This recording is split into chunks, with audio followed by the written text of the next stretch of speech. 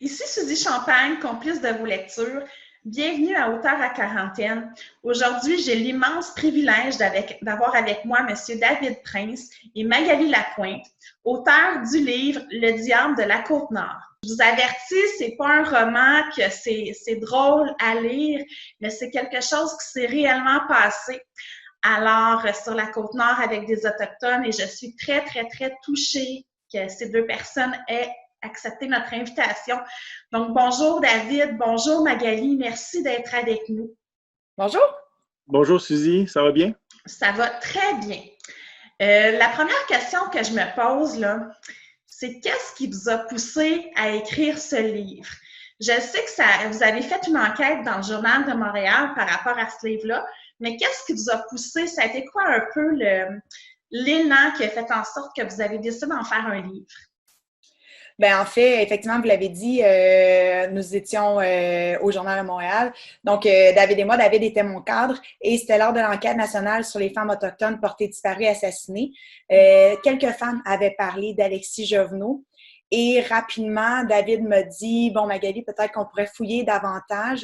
Et on a vu que dans sur Internet, puisque ça datait quand même, il n'y avait pas grand-chose sur l'homme.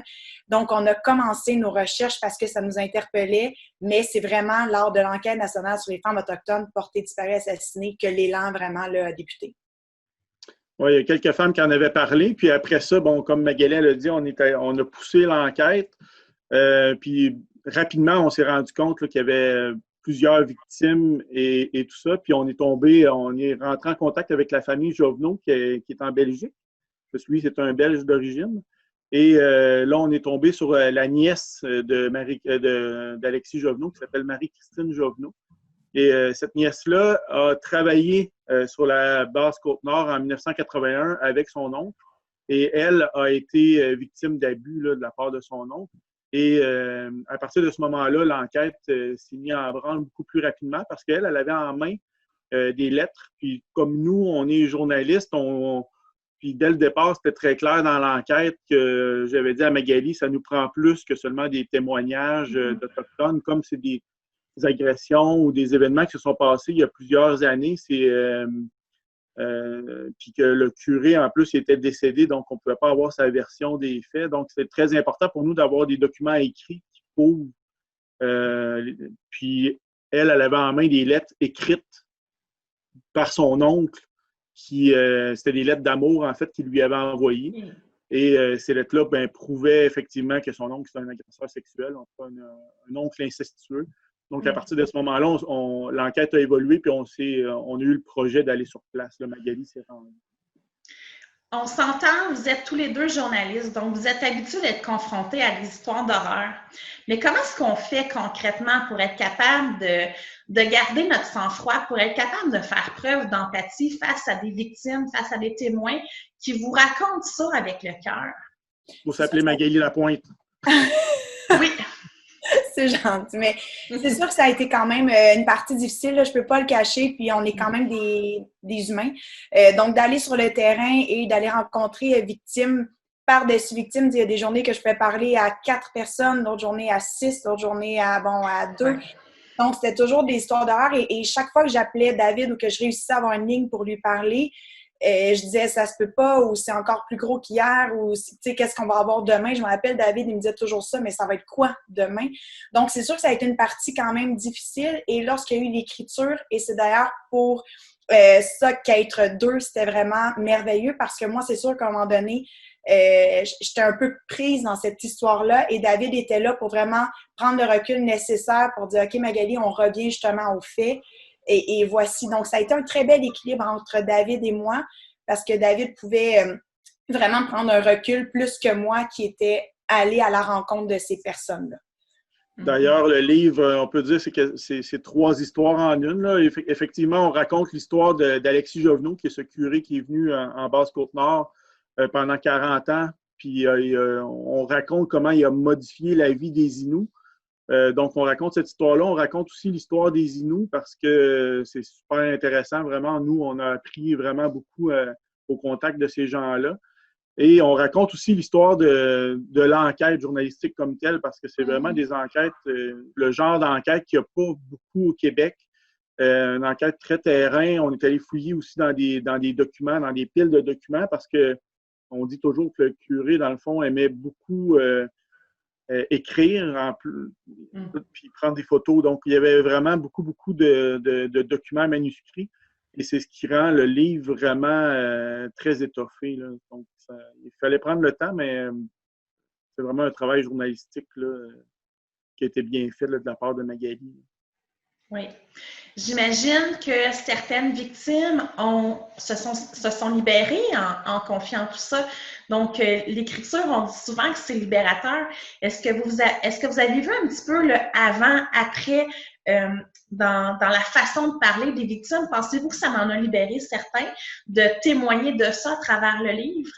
Non seulement ça allait libérer les Inuits de la Basse-Côte-Nord, également les Blancs qui demeuraient à la Romaine, mais également dans plusieurs autres communautés, parce que suite à notre reportage dans le Journal de Montréal, après ça, il y a eu vraiment il y a plusieurs communautés qui ont dit « OK, parfait, on va dénoncer ». Après ça, suite au livre aussi. Donc là, on est rendu à près de 40 Oblats qui sont visés par une action collective.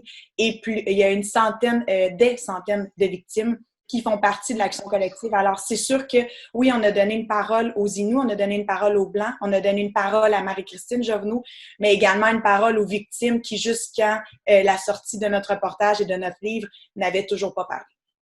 Il y a vraiment une histoire que moi, j'aime raconter qui entoure ce livre-là.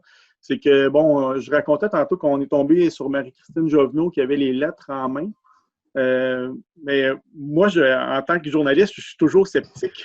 Je me demandais comment un curé, un prêtre, un oncle a pu envoyer des lettres comme ça à sa nièce.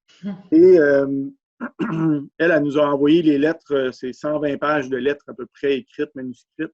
Et on se met à lire ça, puis on se dit, voyons, ça se peut pas qu'un oncle ait envoyé ça. En plus, les lettres ont pas été envoyées à Marie-Christine directement, ils ont transité par la mère de Marie-Christine et tout ça. C'est une histoire complètement folle. Puis là, on se dit, est-ce qu'elle a vraiment, est-ce qu'elle a pu avoir inventé ces lettres-là? Là, on les a fait analyser par un graphologue, puis le graphologue dit qu'effectivement, ça a été écrit par Alexis Jovenot. Donc, vous voyez toutes les preuves qui ont été accumulées. Je peux vous en lire un extrait justement de ces lettres-là. Vous allez mieux comprendre le ton et de ces lettres-là, puis qui sont vraiment, quand on lit ça, c'est très malaisant dans le fond. Alexis Jovenot écrit le 8 avril 1982 « Je sors de la douche, j'ai un petit caleçon bikini bleu que tu m'as choisi, et même s'il est un peu trop petit, j'aime le mettre, c'est de toi. Quant à moi, n'ayant pas changé de bikini depuis tantôt, c'est ainsi que je m'assois au bout de ton lit pour t'embrasser de toute ma tendresse. Je t'aime, ma petite reine, Alexis Jovenot. » Donc, vous voyez, c'est comme ça, d'un bout à l'autre. Dans les lettres, il fait des projets de voyage avec sa nièce et tout ça. Ça c'est ce qu'on a pour la nièce.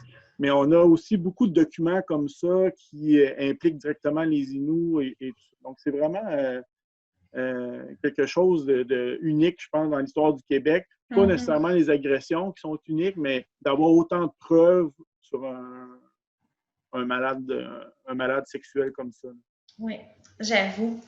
Justement, malheureusement, les agressions sexuelles, la violence conjugale, tout ça sont des thèmes qui sont très d'actualité, malheureusement.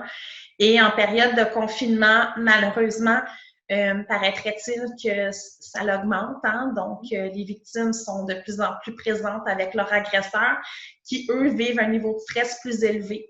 Donc, si vous avez à donner un conseil à une femme qui nous écoute, qui est soit victime d'agression sexuelle ou une autre personne qui est témoin, est-ce que vous auriez un conseil à donner à ces personnes-là? Mais c'est sûr que nous, on est des auteurs, on est des journalistes, on est comme vous, là, on n'est pas des experts. Par contre, pour en avoir entendu des dizaines et des dizaines, je sais que de parler et de raconter, c'est sûr que c'est libérateur. Donc, s'ils sont en confinement, évidemment qu'il y a des lignes d'écoute qui restent là. Les maisons n'ont pas fermé, les maisons d'hébergement sont encore ouvertes plus que jamais. Donc, il faut trouver une ressource. Et en période de confinement, il y a quand même, on est chanceux, il y a la technologie qui existe. Oui. Donc, les maisons d'hébergement ils ont des Facebook, ils ont des courriels, donc je pense que c'est important de parler. peu importe la plateforme, c'est important de dénoncer, de partir et de pas rester. Là. Ça, c'est évident. Mais si on revient au livre, c'est sûr que de donner une parole et de sortir d'un peu de ce pattern-là, c'est sûr que ça peut être sauver des vies même, là, être très libérateur. Définitivement. Moi, je dirais qu'il faut, prioritairement, il faut dénoncer. Il y a des lignes d'aide qui existent, mais il faut aussi avoir l'œil ouvert sur ce qui se passe chez nos voisins et tout ça. Je lisais justement, les dénonciations à la DPJ ont baissé d'à peu près 10 % depuis le début du confinement parce que, justement, il y a beaucoup de dénonciations qui se faisaient par les écoles ou les garderies.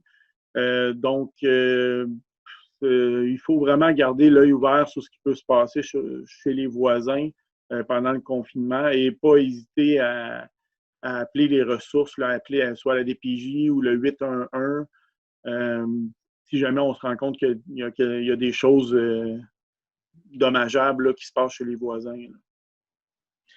Merci beaucoup. Ce fut un grand privilège de vous avoir avec moi aujourd'hui. Pour le mot de la fin, est-ce que vous pouvez me dire où est-ce qu'on peut se procurer votre livre? Je sais qu'on peut le commander en ce moment, mais est-ce que vous avez une boutique en ligne aussi? Est-ce qu'il y a un autre endroit que sur leslibraires.ca ou sur Renaud Bré qu'on peut se le procurer? Bien, vous pouvez toujours nous écrire. Là, je ne sais pas s'il y a l'adresse courriel. Là, nous, on a des copies avec nous qu'on peut vous dédicacer. Donc, ça, on en a encore. Alors, c'est possible pour nous de vous l'envoyer. Alors, je vais le donner vite. Là. C'est magalie.lapointe@québécoismedia.com. Sinon, leslibraires.ca, évidemment. Sinon, on a une page Facebook aussi, Le Diable de la Côte-Nord. Vous pouvez aller nous écrire directement sur la page Facebook. Effectivement. Parfait, on va mettre les liens dans la section commentaires de l'entrevue. Merci infiniment. Je sais que c'est pas un sujet qui est facile, hein?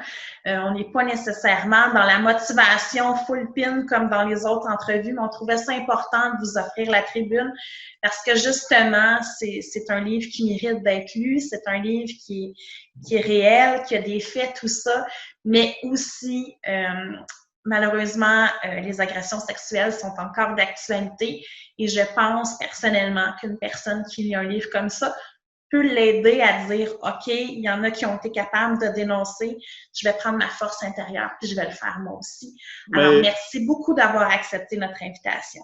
Merci beaucoup à vous. Le livre ne tombe pas dans le macabre, par exemple. C'est important de le mentionner. C'est très historique, oui. plus que très lugubre. Parfait. C'est super. Bien, merci à vous deux. Et merci. À la merci prochaine. à toi. Merci. Merci.